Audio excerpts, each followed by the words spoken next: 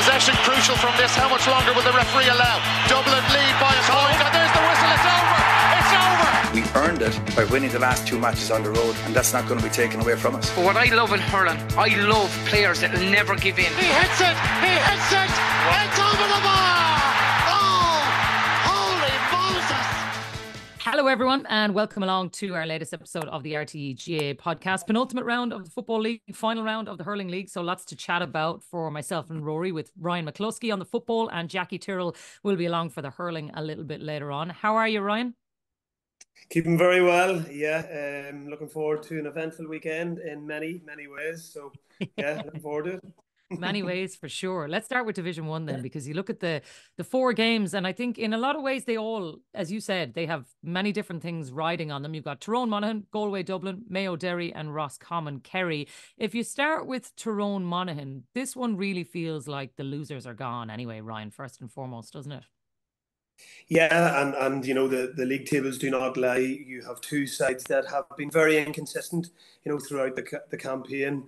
And yeah, listen, it's do or die. It's a typical Ulster Championship game that will wet the lips, pre-championship you could say as well. So, you know, Tyrone will be looking to try and obviously retain their status, but again, I know we called it out a number of weeks ago, and I think we got a bit of jip maybe from some Tyrone fans as well on some of the platforms, but for me, just there has been a level just of inconsistency in their play that obviously has put them into this, you know, position as well. And we did call Monaghan, I called Monaghan a number of weeks ago against Roscommon, and obviously that didn't happen. So for me, you know, Monaghan, maybe we've overlooked how important the role of Began has been.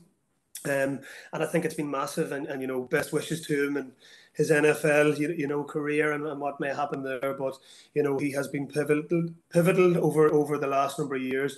And I think it's a massive factor that has affected them, you know, so much this season as well. So it's an intriguing encounter in Ulster Derby as well.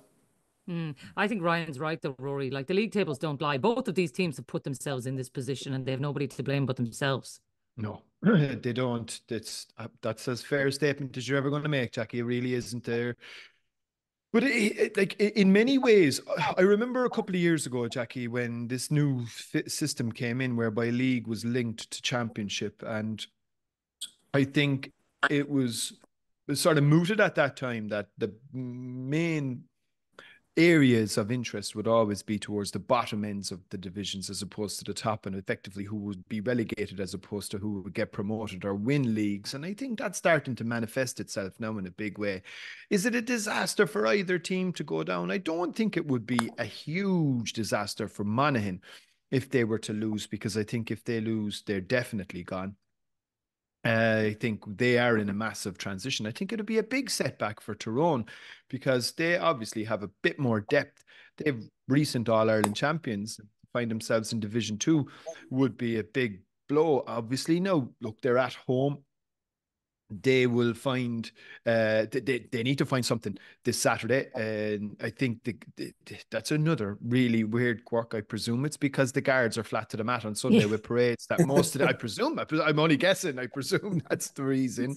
The guards will be flat out on Sunday with all the parades. So most of the games have been shifted to Saturday. And it really is, in a lot of ways, Jacqui, it's very much, this is the weekend, because you could potentially, by the time we get to Sunday night, have a lot of the big decisions made about who's moving up and down the different divisions.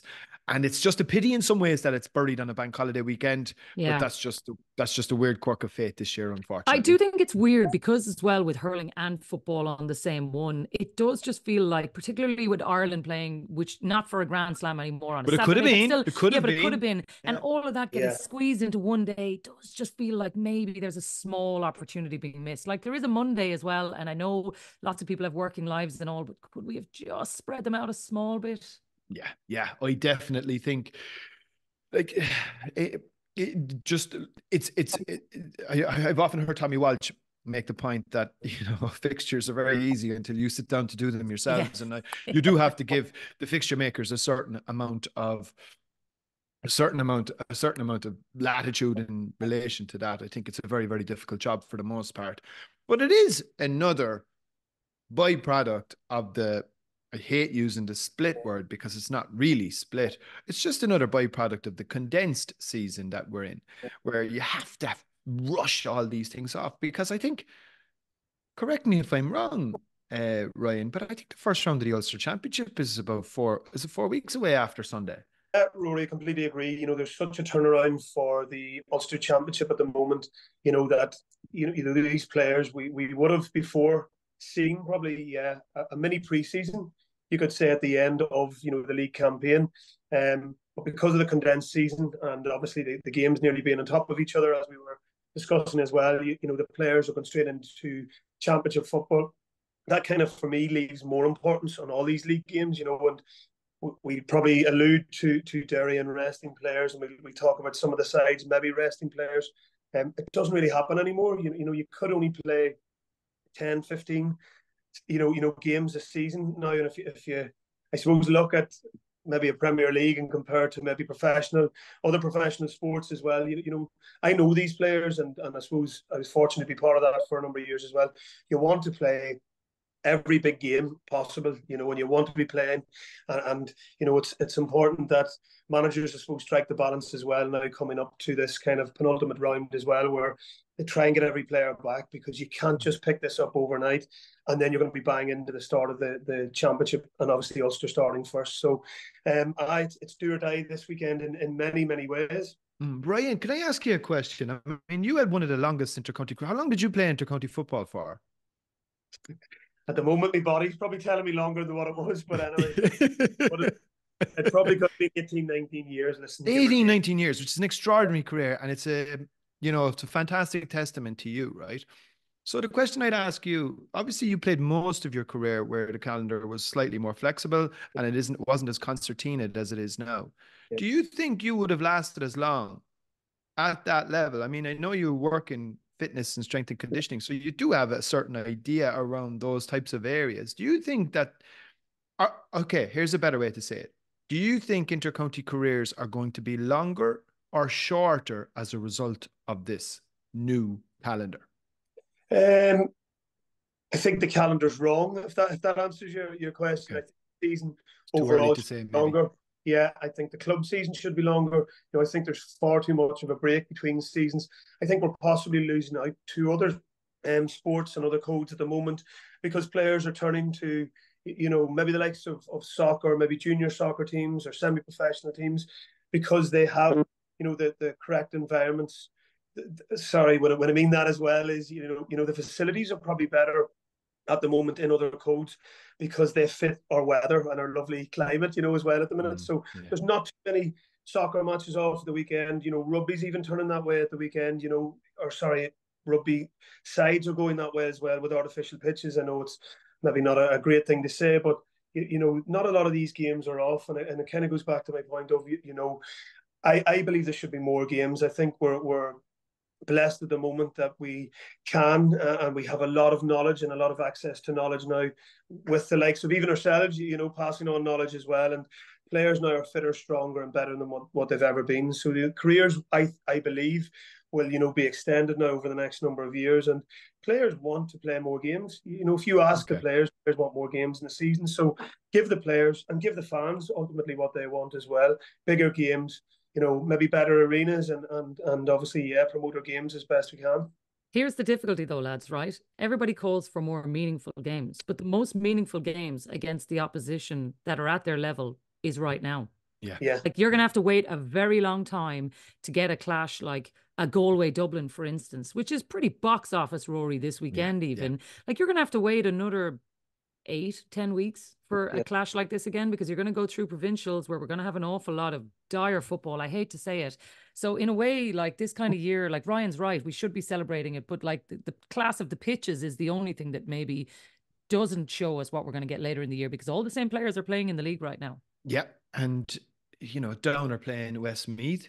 That's effectively, no, I don't think it is. I think both those teams are going to come up anyway, even though Clare will still have a bone to pick with. I think they still have to play it Down. They've already played Westmeath, if I'm not mistaken. But you've got a whole pile of games. I mean, take Derry Mayo.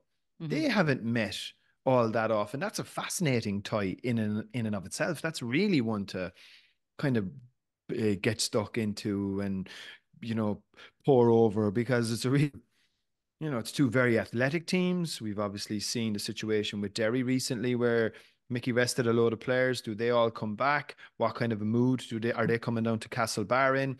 What way is Kevin going to set them out? They've never we don't have any real form lines because, as I said, they meet so infrequently. But again, buried a little bit this weekend. Now, look, we won't keep harping on about that. So I think this is a fantastic weekend. This weekend and next weekend in a football context are two very, very interesting ones. A lot of the sorting out could be done by the end of this weekend, but you have teams scrapping for their lives all over the shop, and you just won't have that nature of that cutthroat element to football probably for about 3 months after this, Jacqui. Well, let's like, you're going to go into a provincial championship campaign that's, like you can take with a pinch of salt. You're then going to move into not in Ulster. No, not in Ulster. That is fair. That is, they take things with a little bit more salt up there, right? Salty, but not in Ulster. That is absolutely fair. And I think in Connacht as well, to be fair, there's a 3-horse race there, but look, the other two provinces pretty much open and shut cases at this stage. And then you're also moving into a round robin phase where you're doing an awful lot of sorting out just to get rid of 4 teams, which I still don't particularly think is a very good format. Now, look, they were championing that last year because the last round of it, there was a little bit of drama attached to it, and a couple of teams maybe season blew up as a result. But I think these next 2 weekends, certainly this weekend anyway, this weekend is huge. It's like, look how big it is for Kildare. I think they're already relegated. But what if, and here we're into the what ifs, they were to be able to turn Donegal over. Now, that's a huge tall order. And then obviously, Ryan, the game in RD between Fermanagh and Louth, and how significant that is. Not to mind Cavan Armagh. Not to mind Cavan. Like what a game. I'd give Cavan every chance in that game. Jacqui, would you? Yeah, I would too. And to be fair, Cavan have put themselves in a brilliant position, and albeit, getting caught with a draw, which maybe still, I think it allows this one to have so much jeopardy on it that, like last year when they were going into the Tailteann Cup, I thought they had an enormous chance of winning the Tailteann Cup. I thought they were super football team. They run the ball really well. I think what Raymond Galligan has done with this team in a really young manager he's getting a great tune out of them, and I give him a massive chance. And I don't think they'd have any fear of going to the athletic grounds, would they, Ryan? No, absolutely not. And they were so unfortunate against me the last day, although it was probably one of the most enthralling, error-ridden, worst games of football that I've probably ever take my eyes off it. It was unbelievable. And then not fear Armagh. Listen, they went down to they played Armagh, in the Ulster Championship last year, and probably it was Rian O'Neill and a bit of class near the end of the game that actually took the game away from Cavan last year. They'll have no fear going to the athletic grounds at the weekend. And, again, another Ulster derby. Division 2 was riddled with it again this year. Division 2 has been brilliant. It looked at the start of the year like us, I might call us Fermanians. We were on the horse early. We had beaten Kildare. We had drawn with Meath and Navan, and we had our hopes up. But we're now facing relegation possibly, and in contention with Louth, and that is a winner takes all game at the weekend in RD. And I know, listen, Louth have had a mixed kind of campaign as well, but RD is a hard place to go. And I was involved with the Fermanagh side a couple of years ago when we played them down in Brewster Park, and obviously Mickey Hart was over them then, and I thought they were very, very well organised. A side that obviously were going through the leagues at that stage, and were really, really on a brilliant trajectory then. So it's going to be super difficult for Fermanagh at the weekend, and listen, I'm hoping we can get the win, but I suppose it's going to be a tough ask in RD. What's your gut telling you? Oh, my gut always tells me Fermanagh. I'm always going to say that. It's just that hope, I suppose. Yeah, but I suppose it's not going to kill us either. I think it's going to be a tough ask, and I think it's going to be Louth at the weekend. And it's going to be a tough last game for Fermanagh as well. Against Cavan. So again, that Cavan game is even more important against Armagh. Yeah. If they win, then where does that leave them? And you'd be hoping that they win and maybe have nothing to do in the last game. So there's a lot of ifs and buts and permutations, this weekend. But again, it's thrilling, and I can't wait. That's what I was thinking for Yeed, that it is very dependent on what happens in that other game this weekend. Because you're right, if Cavan suddenly, I mean, the boost it would give them to win over Armagh and to know that destiny's kind of in their own hand for next week, it makes such a big difference. Because, like, Division 2, I know we say it every year, but like both of those teams could have easily started out the year and said, okay, look, we're looking to progress. We're going to win a few of these games. And you find yourself at the other end of the table very quickly. But suddenly one game and you're scrapping at the bottom. Like if you take Cork and Meath, for instance, right? Cork a couple of weeks ago, Rory, were looking down the barrel of relegation and panic stations and whatever. Suddenly one result turns everything around and you're looking more towards the top table. I think Fermanagh could have found themselves in that position a couple of weeks ago too. It's crazy what's going on. And I think, look, to be fair, I think Cork got out of, and look, it's on such small things that your season could turn. I thought Cork absolutely nicked it. And Eden, how do you pronounce it? Derry. Yes, we got that wrong the last. Yeah, we got that wrong. It was in it wasn't in Brewster, but I thought they absolutely did steal it. But like, it was the one thing you could say from a Cork perspective is, dissimilarly to Kildare, they haven't really, bar the first day out against Donegal, who, look, somebody was always going to be on the back end of a bad beating, given the bounce that they were going to get from Jim McGuinness's arrival. Cork were largely competitive in most of their games and haven't really got the sort of trimmings that Kildare have gotten. Now, that turned a little bit, where they got a little bit of luck, I felt, above and Fermanagh, but they're still not out of the woods. You know, like if they lose in a sort of a perverse way, what Cork will be hoping for is that Armagh win. Yeah. And then they effectively have promotion sealed. They'll have a week out from the league final. So you would assume that Armagh are going to travel to Páirc Uí Chaoimh the following week and play the B team. That's what you would assume anyway. That's what you would hope. That's what that's certainly what you're hoping for. That's certainly what you're hoping for. But because I don't expect, I'd be skeptical enough about Cork getting anything in Navan on Saturday. I'm going to go to it 2:00, so I have no excuse, given it's only 40 minutes away. So we'll go over for a spin. But Meath are in a good vein of form. I mean, take the defeat to Armagh, which, you know, look, Armagh played really well on the day. Meath have gone through a pretty good start to their campaign. I don't think they've lost a match other than that one. And they have been going really well. They've kind of picked the pieces up. They already know that they're safe in Sam Maguire because of the Tailteann Cup victory last year. So that takes a little bit of the pressure off them. Probably will affect maybe their approach to Saturday. But I think at home, I'd be definitely doffing the cap to Meath on this one. Yeah. Look, I think Colin O'Rourke has handled it very well as well, Ryan. You know, he let all of his players go off and play Sigerson, do whatever they wanted to do, let club players come back in their own time. I know we talk about different managers and resting players and whatever, and maybe Colin's approach is different because he's in the game for such a long time, but their record is proving that. You know, they've lost one game, 2 draws, 2 wins. I think he'll feel like he's had a really satisfactory couple of weeks. Yeah, it's all about keeping the players obviously happy and trying to keep a balance, you know, in the changing room, which he has done well.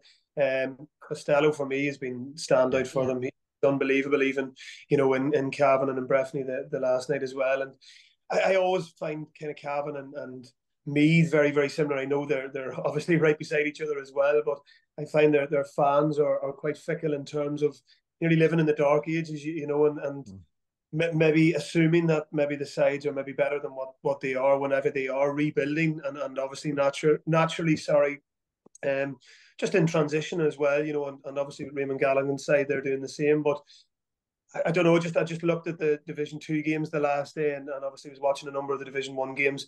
I just think there's a massive gulf at the minute between, you know, the likes of your top sides, your Kerrys, your Derry, your Dublin, your Mayos, and I just think they're, you know, from those 4 maybe backwards, I don't know, I think the gulf's quite big between Division 2 and Division 1 currently at the moment, and I would fear for the sides. Would you include like Armagh and Donegal in that as well?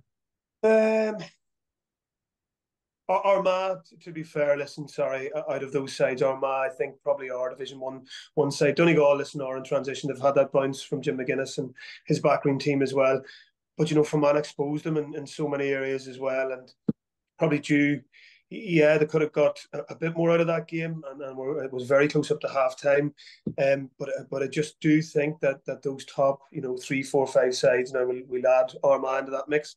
Just think there's a bit of a gulf between the sides at the moment, and I think the sides that we've mentioned will probably be thereabouts come the business end of the championship season as well. But you never know. You never know. It's the beauty of the game as well. But who's to say? I could probably fall on my face, and God knows who's going to come out of that other pile. Then you could say we're well used to falling on our faces when it comes to predictions, Ryan. You don't have to worry about that. We were off with Cork a couple of weeks ago, and Rory behind the scenes, and they've come out of nowhere now. And listen, they're hopefully going to be safe. And Fermanagh, yeah, I think we were banging the drum a bit. Fermanagh saying they're so close, and they might push on, but it's funny how the season can just turn in an instant as well.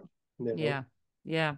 Well, let's round it off back on Division 1 then, because going the other way, you talk about some teams that are flying there, Rory, like Ryan's talking about the top teams, the top teams.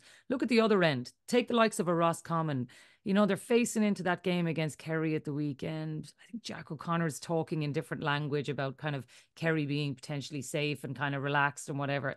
Still with Roscommon, even though they have made progress, still doesn't feel like they're at that top tier at all in any of those teams that we're talking about there.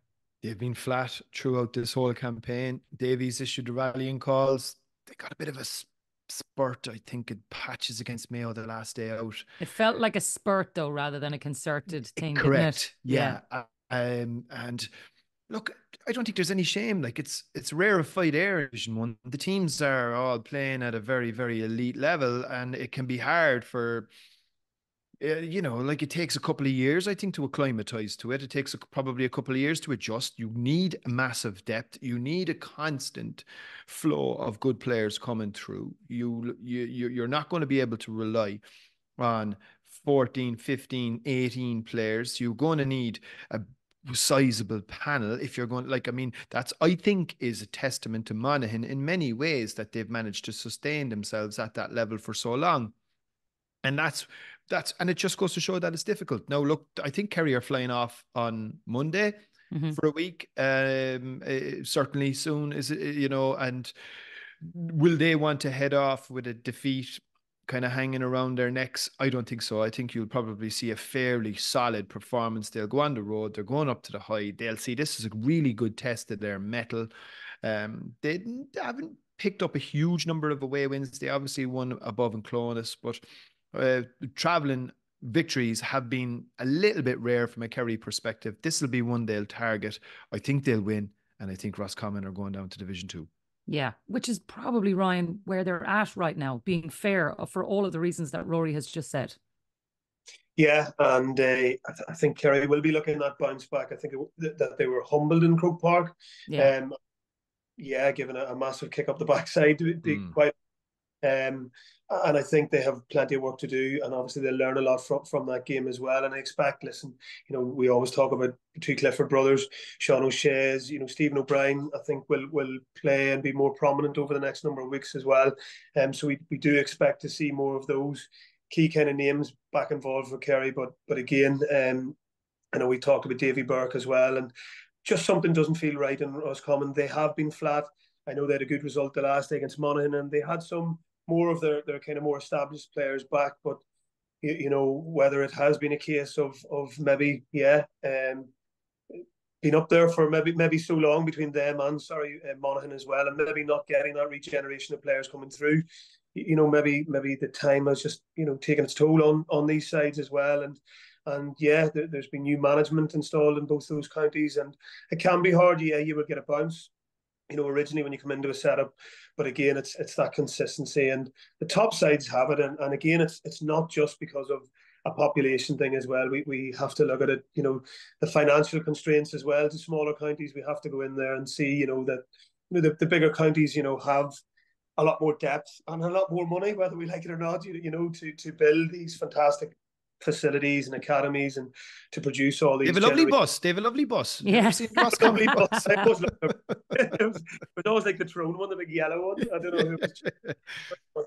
They had a lovely bus, as well. But and what kind of off the beaten track here as well. I just remember them with a couple of Kerry lads when I was out in a couple of summers in Boston with Mac and Espys, and the wealth and depth of talent, in some of these bigger counties.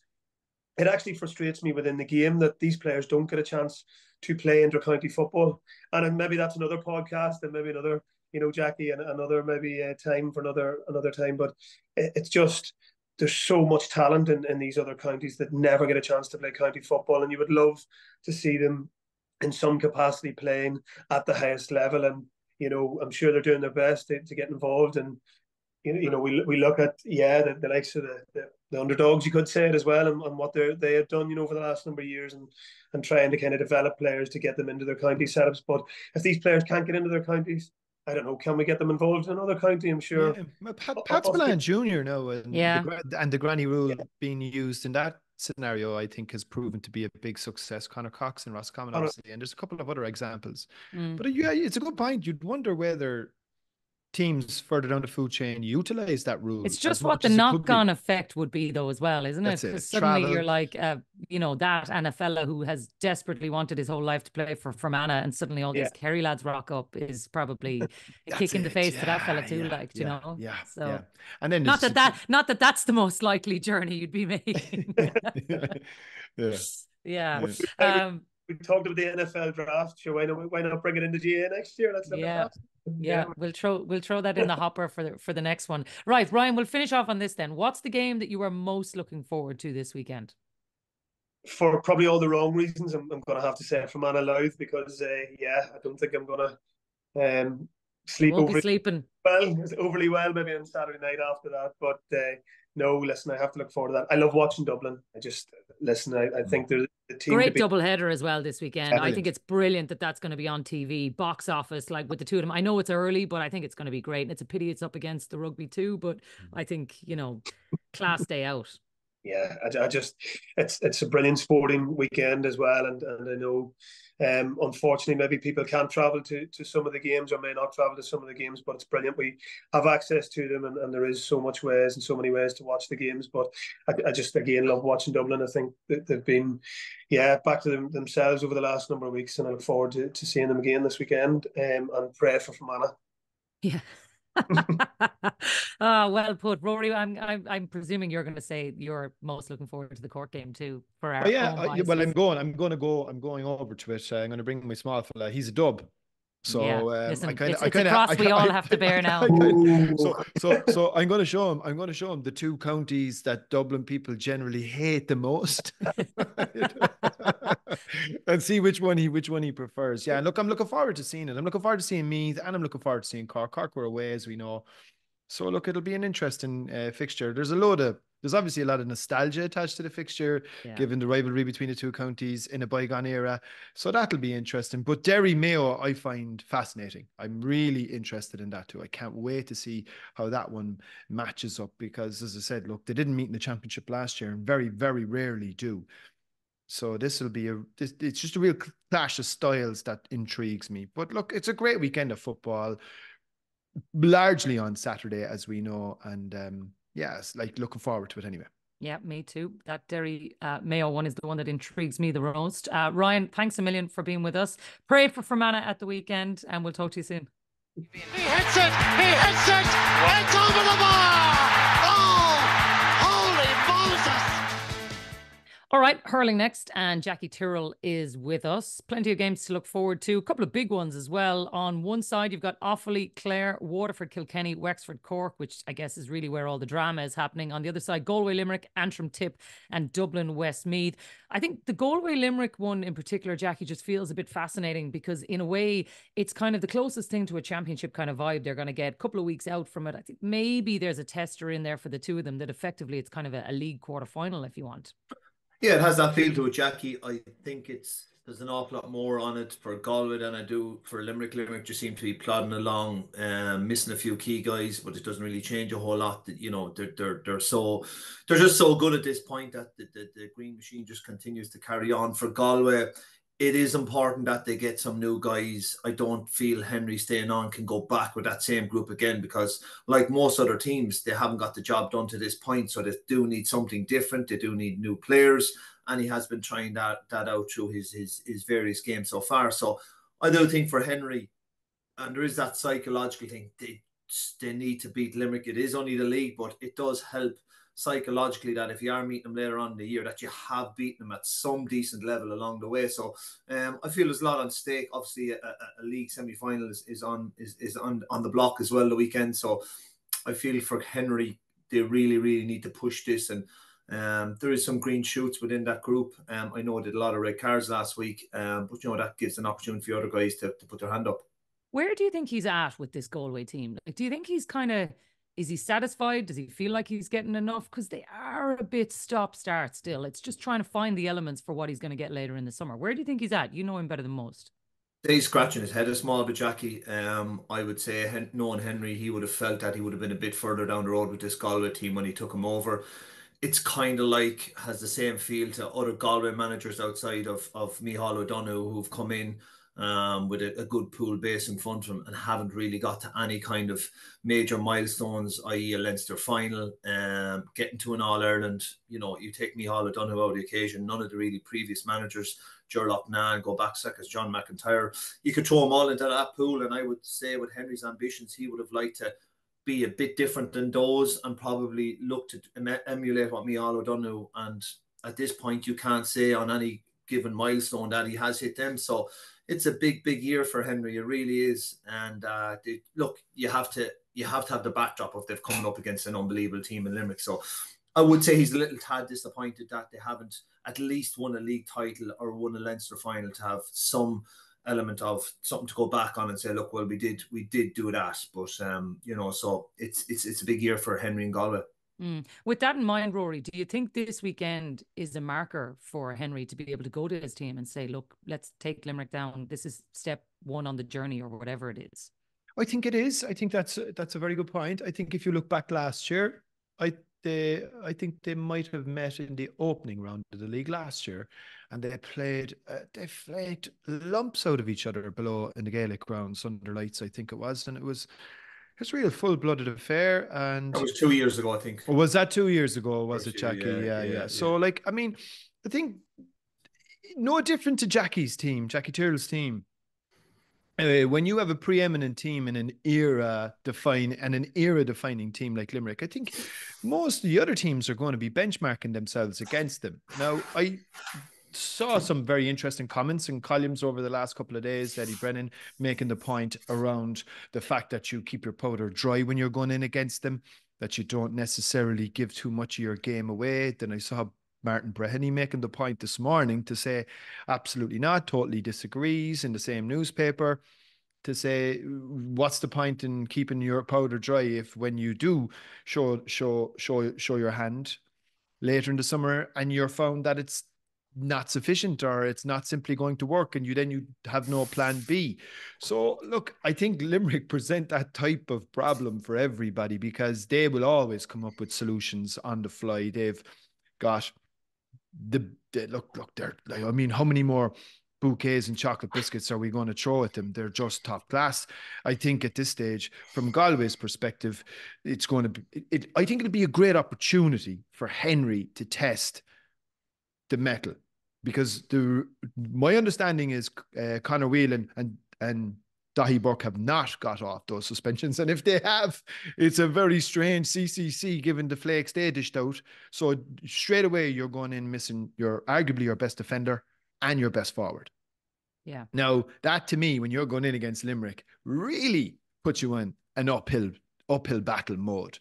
So I think, look, from Henry's perspective, the very little that I know Henry, and I'm sure Jacqui would know a hell of a lot more, and he may attest to, Henry always struck me as the kind of fella that loves a challenge. Like, then the bigger the challenge, he will not shirk it. So I think he'll relish this opportunity, and it'll be a good test for them. But Limerick are going to win. Yeah. But that's the thing, Jacqui. We consistently say this, they're going to test themselves. But Limerick, to me, are like a team in fourth gear, cruising, finding a player here and there. Like, I think O'Donnell has been like a revelation for them in a lot of ways. But this is Limerick all over. John Kiely, 101, just pulls a couple of players in. Everything's fine. They win the game and they march on. Yeah, and you can be guaranteed that John Kiely, all over motor along, he'll be drilling into him, lads. We can see the 3 goals last week. Tom Morrissey, what you did at the end, just not acceptable. So he'll be looking at every little nugget to keep these guys very grounded, very humbled, and working extremely hard for this group. And that's what he always talks about, the group. Rory's on about throwing chocolate biscuits and bouquets. It's more like caviar and moe with these lads. They're just top notch, So not a whole lot is going to change. They'll turn up to Galway. They'll love a frontal challenge. They'll love if there's a bit of needle because there's no one better to mix it with them. So, I from our Kilkenny point of view, and I feel this Limerick team would think a little like us. When we were on top and you had potential challengers that you bet last year and the year before, you would turn into a year going, what's going to be different this year? Why would we go up to Pearse Stadium and not keep these lads down? Why would we give them any idea that later on in the year, do you know what, this year's might be a bit different? We saw a few cracks up in Pearse Stadium. No, let's go up there. Let's put our best foot forward. We won't have our number 1 to 15, our number ones in all positions. But the guys there are enough there to go up there and show Galway it's 2024, lads, but it's going to be the exact same medicine as 2023, 22, 21. So don't get any inclinations that this year's going to be any different. Mm. Well, I'm really looking forward to that one. I think that one is going to be full metal jacket. I think the Wexford Cork one is as interesting, Rory, in a different way. You look at Wexford and they're absolutely flying. Cork have taken so long to get going that we didn't know what we were seeing from them. Yet they go out last weekend. You watch them flying against Offaly, and I don't know if that's just a rare test, that maybe that's a different Cork that we're seeing. But suddenly I think you're looking at a team who might just be coming into form at the right time, testing themselves against a team like Wexford, who have had a really, really good league. So I'm really intrigued about this game too. Yeah, well, I suppose there's a level of intrigue attaches itself to Cork hurling, regardless of whether they're good, bad, or indifferent, because they can be a very frustrating team, Jacqui, in terms of playing. They can be so inconsistent, not only from game to game, but even within games themselves. There's a guarantee nearly at this stage that you're going to have a 20-minute shutdown period in every match. That to me is a major mechanical flaw in the team. That, like, the key thing, if you are going to, like, modern intercounty hurling, we all know from watching it long enough, you're not going to dominate the game for 75 or 80 minutes or however long the match is. You're just not. You're going to have your spells. The key is in the 20-minute that you have your shutdown or your off spell, that you minimize the amount of damage that's done.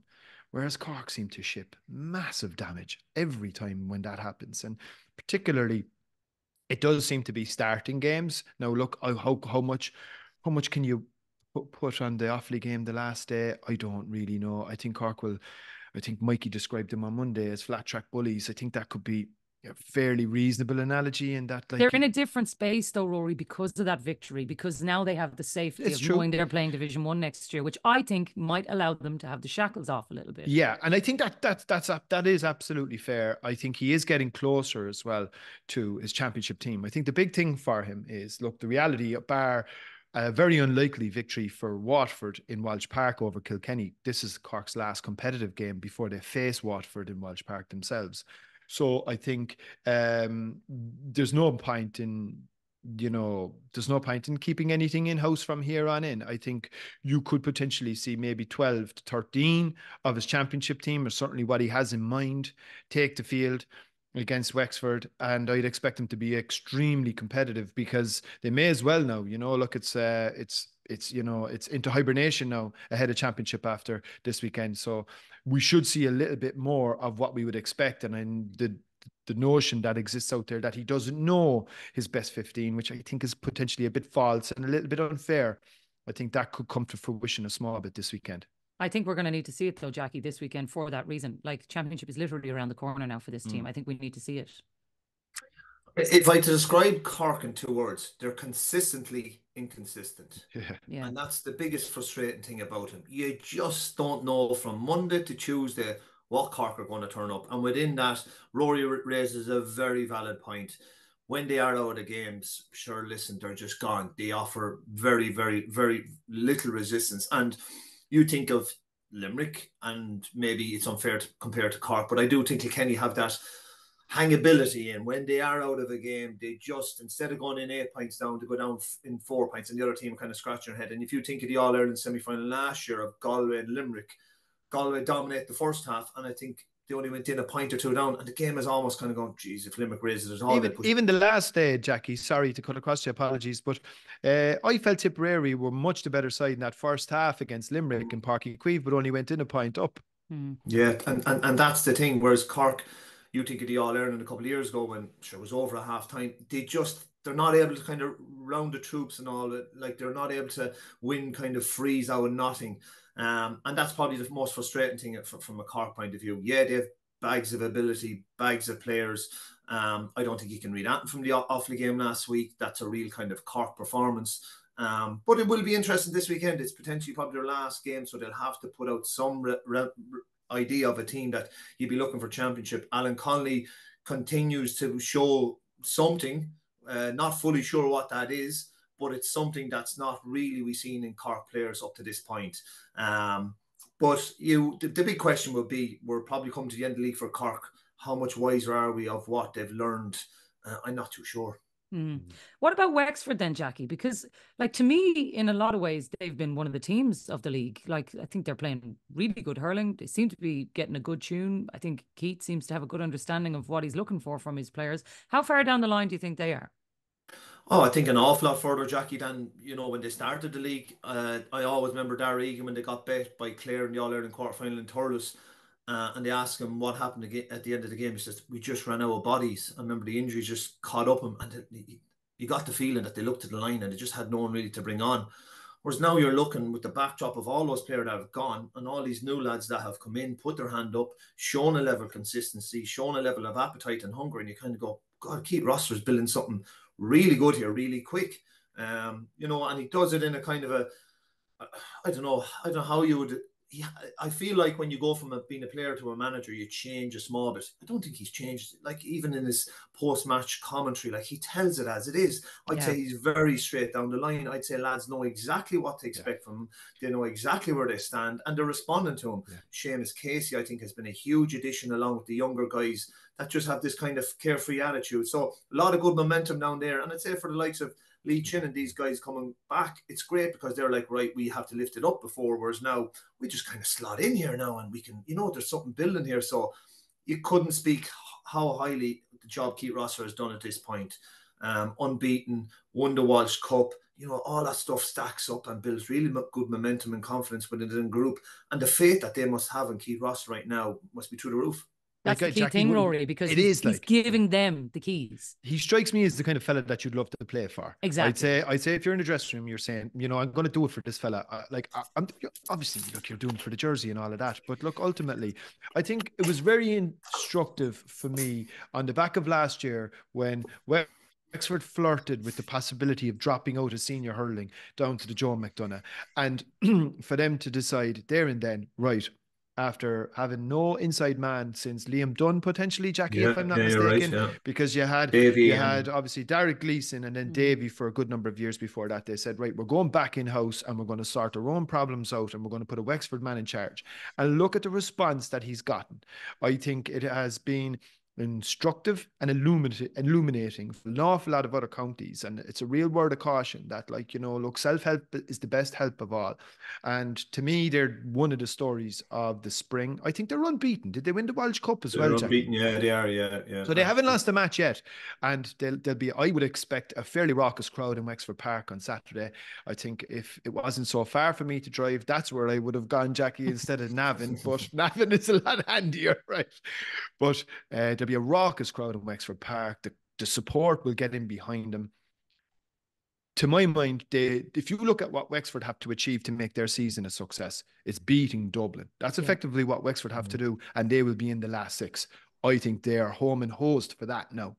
Yeah. And sorry, just one thing, Jacqui. It's not all blood and thunder with him. Like, you think of the adjustments that he made as a manager. He looked at where they were going really poor, where they were weak. The Jamie Barron effect, he had made adjustments and it worked so well. So, it's not just blood and thunder and a bit of freshness coming in. It's wrapped up in some really good tactical manoeuvring with Davy Franks in the background as well. So it's a good setup. Yeah, they're definitely going the right way. I think that is absolutely for sure. What about the other big game then of the weekend? You mentioned Waterford Kilkenny, and it seems to me, Jacqui, Waterford are just going the other way for whatever reason right now. It just hasn't been happening for them. They need to find a win somewhere. I don't know if it's going to be this weekend, but if it's not, suddenly that Munster Championship opener is on the horizon and they're still not sure what their house looks like. It seems to me they need to start finding a winning formula fast. Yeah, most definitely. Waterford's trend is completely going the opposite way to Wexford. You think they don't really know what kind of they're playing. Davies tried so much through the league as regards the level of players, tactics, puck outs, emptying out the defence, putting balls up down the middle, all this kind of stuff. Some of the stuff you wonder, is it just trying for the sake of it? Look, there's a hint of a lot of unrest. Talking to some Waterford people, they're not happy at all. Like it's do or die. Probably the first round game against Cork, really that round robin. That's what it's looking like. What Dave will be looking for this weekend, probably just if he can manufacture a win from a confidence point of view, and maybe try to start getting the balance right, bedding down positions, because Conor Prunty, like, his form seems to have fallen off the face of a cliff in the last couple of years. I know he's a lot of injuries. Jamie Barron is very a big positive, have him coming back. Tied to Burke, we still haven't seen yet, and it's a big ask for him. So I don't really know where Waterford are at this minute. And even Davies' comment at the end, like last week, we'll take whatever flack's going. What does he expect? He's managing Waterford and they're underperformed the last 2 years, so there's going to be questions down there because they're a proud Hurling county. So they just need to manufacture some sort of a win or a really strong performance or a result the weekend. That's something they can build on for the next couple of weeks. A lot of times though, Rory, you look to the evidence and you say, okay, where's it coming from? We can point and say, we're doing this well, we're doing this well, we're doing this well. I just don't know when he looks at the body of evidence if he'll have confidence that they can deliver based on what he's seeing, for all the reasons that Jacqui has outlined there. Yeah, and even the game itself, like, may feel slightly non-competitive. I don't know if there's a huge amount at stake. There potentially is for Kilkenny, because they need to make sure of a place in the semi-finals with a victory. But I think the pecking order for Division 1 is already decided, barring a complete freak of results in terms of scoring averages. So from Waterford's perspective, they're playing Division 2 hurling next year. Now, that is not good. I don't care what anyone says. You can put all the eggs you want into the championship basket. And by the way, that is a dodgy basket to be putting any eggs into, given their track record in the Munster Championship round robin since that came into existence. So, like, to my mind, you would have expected more. A couple of caveats that you probably have to throw their way. They are missing quite a few through injuries. Like, if you took Conor Prunty and Tyke Burka out of any team, that's effectively 3 and 6. That's the spine of your defense. That is difficult. Any team would struggle on that regard. And you're not only talking 2 of your best players, you're also talking 2 of your biggest leaders, potentially your captain. I think Conor certainly was of recent times.